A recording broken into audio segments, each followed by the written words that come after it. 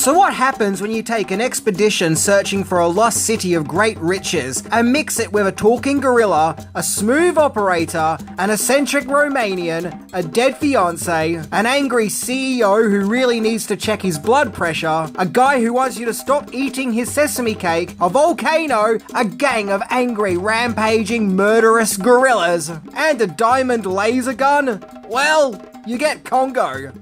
Released in 1995 and advertised as the next big Michael Crichton-based adventure after Jurassic Park, sadly Congo wouldn't share that same level of success. However, does that stop this adventurous romp from being lots of fun? So before we go further, you'll see I'm wearing a shirt saying, "You have bad comedic Tyson." Now you're probably scratching your head and thinking, what on earth does that mean? Well, a few years ago someone commented on one of my videos and wrote, "You have bad comedic Tyson." They clearly meant to say timing, but it came out Tyson. And I don't know what it is, something about that comment just really made me happy and I found it really funny, and so I got it printed on a shirt. Yes, a comment from the comment section is now on my shirt. That is just how much I love the comment. But don't worry, I still love my viewers. I love you all. I love you all as much as Netflix loves making documentaries about cults. So that is a whole lot of love. Although, something I will add is that if I ever do make the odd mispronunciation or mistake, don't get so upset and take it to heart. Seriously, calm down. There's no need to get angry. Remember, it's just meant to be a fun video. It's not a dick, so there's no need to take it so hard. So with that, let's check it out.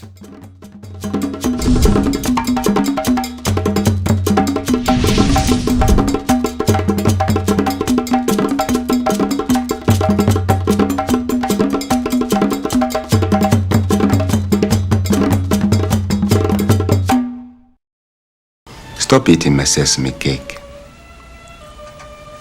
Stop eating my sesame cake! Number 10. The genesis of Congo started with a train robbery. It's 1978, and the movie The Great Train Robbery is released.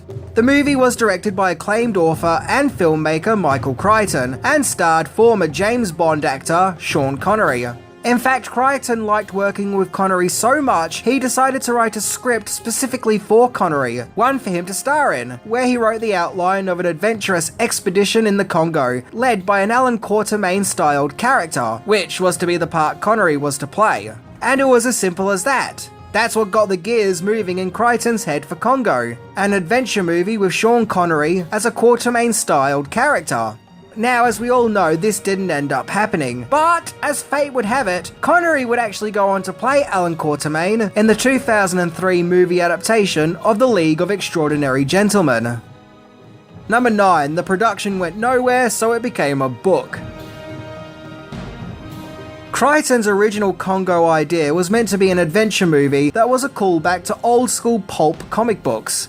And in 1979, 20th Century Fox put the movie into production, so everything was in motion. Although, IMDb claims that executive producer Frank Yablans sold the Congo movie rights to 20th Century Fox without Crichton's authorization. Regardless, all that aside, Crichton became critical of the movie even being possible when he was informed a real gorilla would not be able to be used to play the part of Amy. So he abandoned his own production. Yeah, apparently he really wanted to cast a real gorilla, but was told no. You know, sometimes we can't get what we want. I'm sure most people wish they were stranded on a desert island with Sydney Sweeney wearing nothing but coconut shells. Doesn't mean it's gonna happen.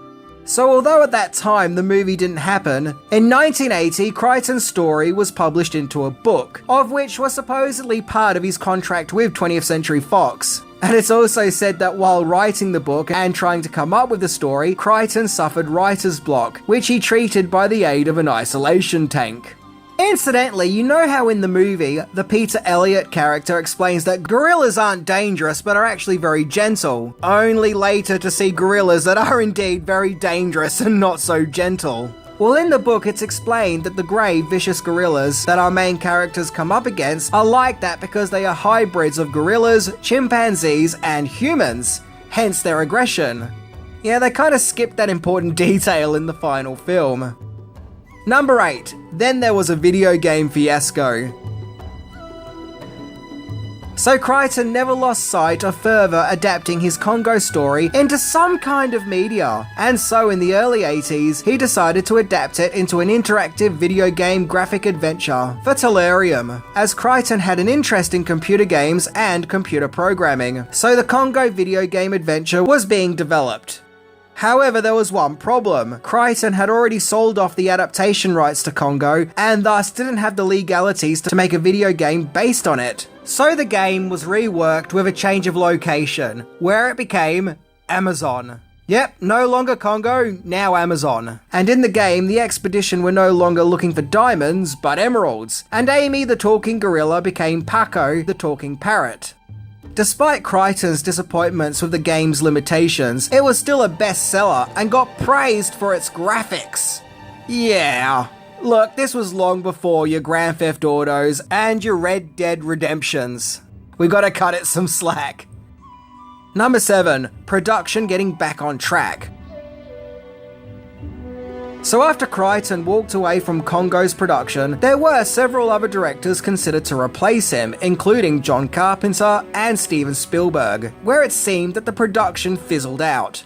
However, in the late 80s, Crichton tried again to jumpstart the production, but once again it seemed to go nowhere. However, in the 90s, the production was back on track and picked up by Paramount Pictures.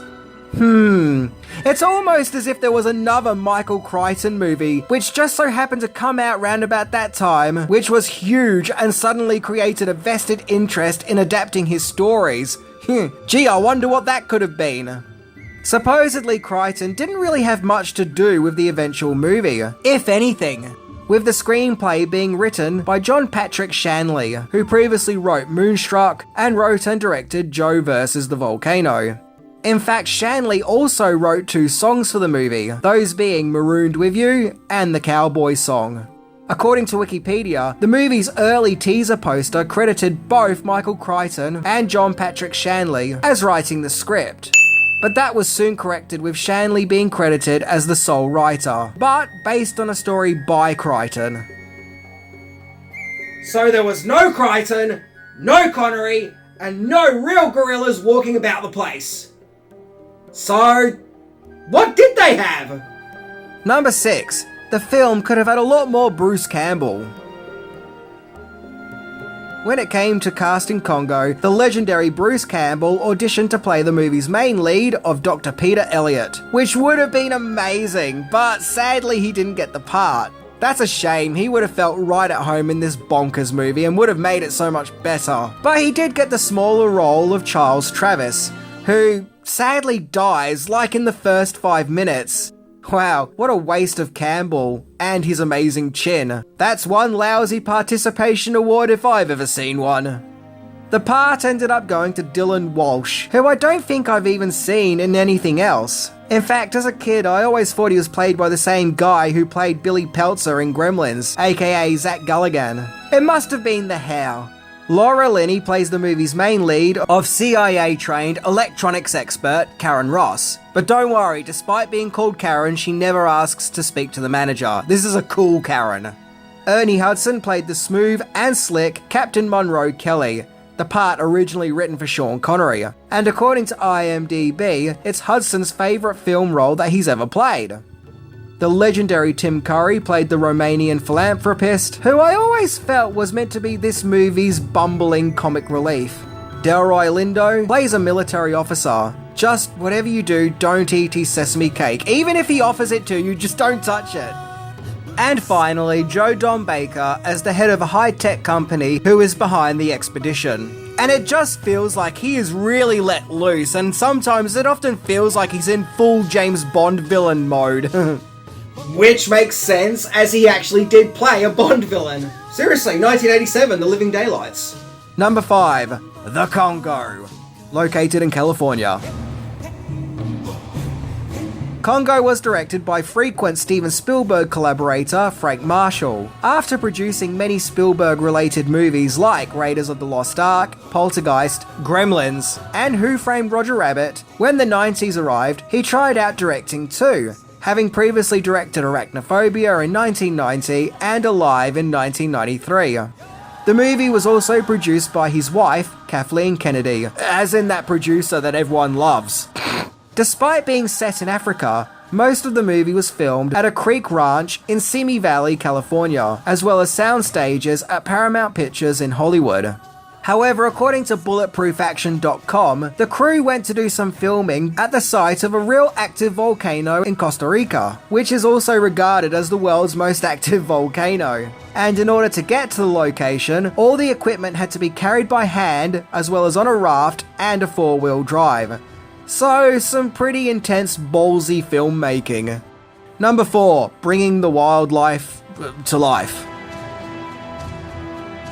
Okay, so seeing how we see several gorillas in Congo, as well as a hippopotamus, coming out in the wake of Jurassic Park, it was originally intended for the gorillas and hippos in the movie to be CGI. I mean, I guess that seemed the logical step.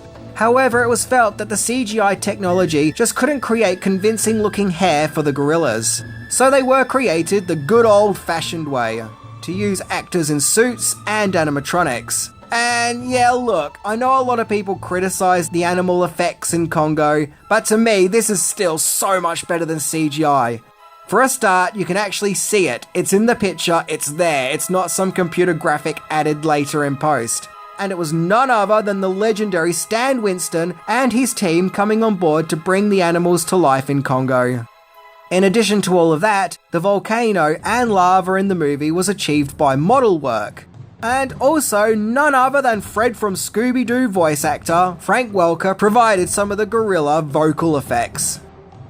Now, keep in mind, the same year that Congo came out, Jumanji also came out. And some of the CGI animals in that movie do look very...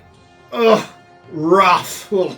Keep in mind, provided by the same special effects team that did the special effects for Congo. Hey! I love Jumanji, but I think the production of Congo were wise to go with suits and puppets. Although, sadly, Stan Winston wasn't entirely happy with the end result of the gorillas. He felt Amy looked too fake, and supposedly no one liked how the grey gorillas looked, because they were being filmed against a red rock surrounding, with no plants or shrubbery, and it was felt that the lighting couldn't do the gorilla costumes any justice, and thus just made them look too fake. Once again, I'll point you to the animal effects in Jumanji, and then tell me the animals in Congo looked bad. Number 3, the music of Congo. So the music for Congo was provided by the late, and great, and always reliable Jerry Goldsmith.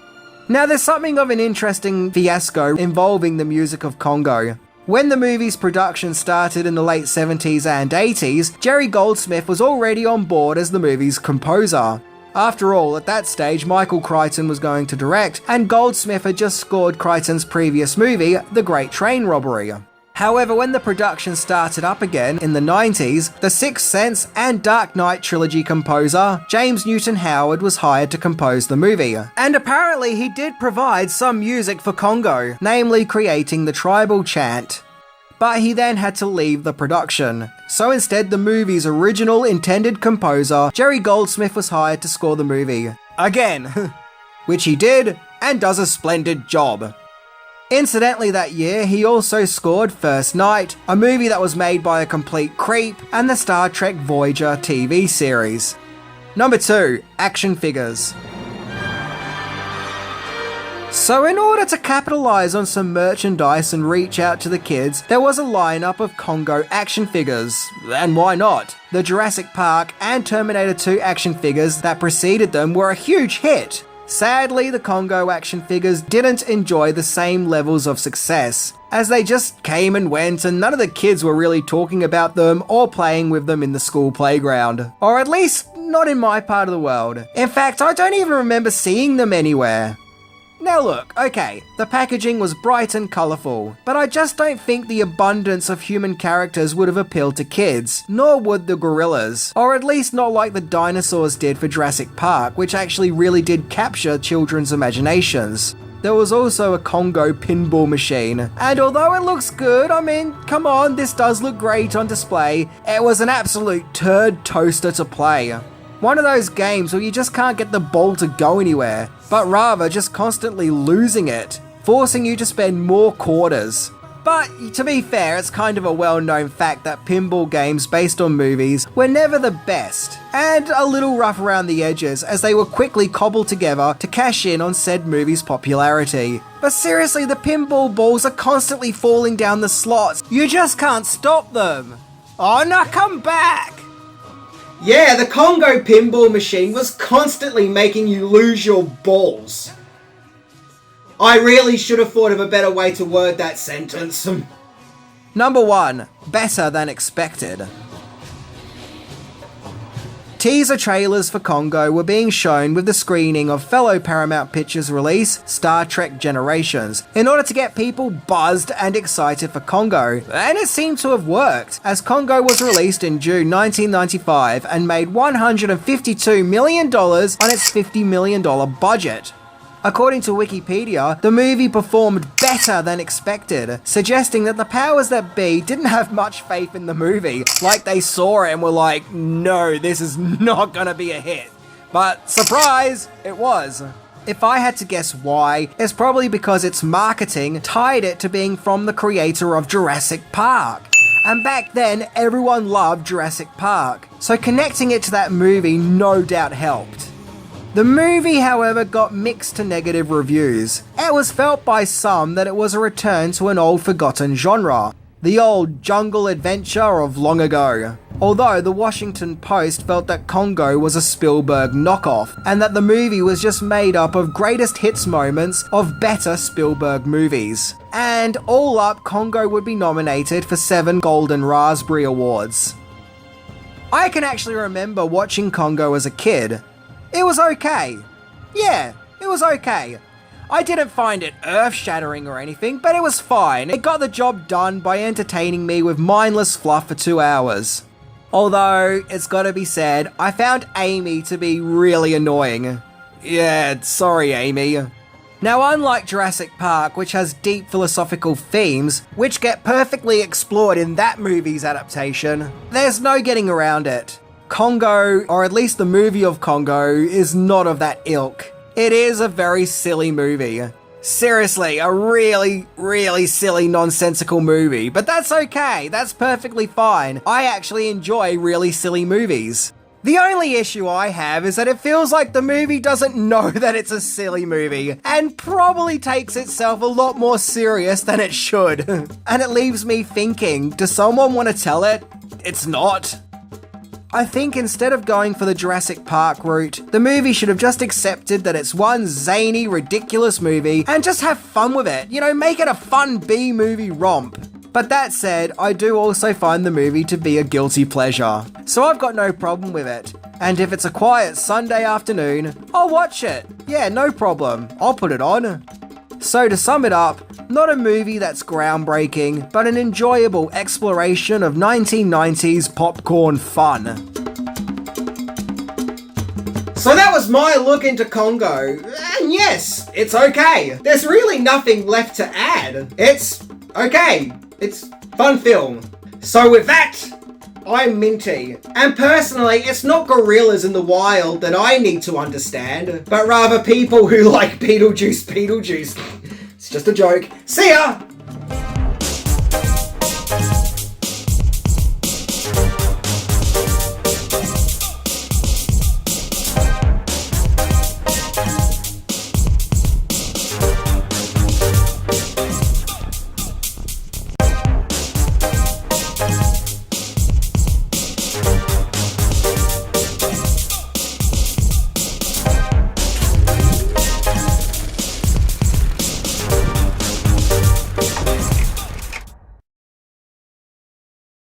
Yeah, the Congo pinball machine was constantly making you lose your balls.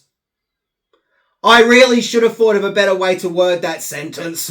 Or should I say, I probably should have thought of a better way to word that sentence.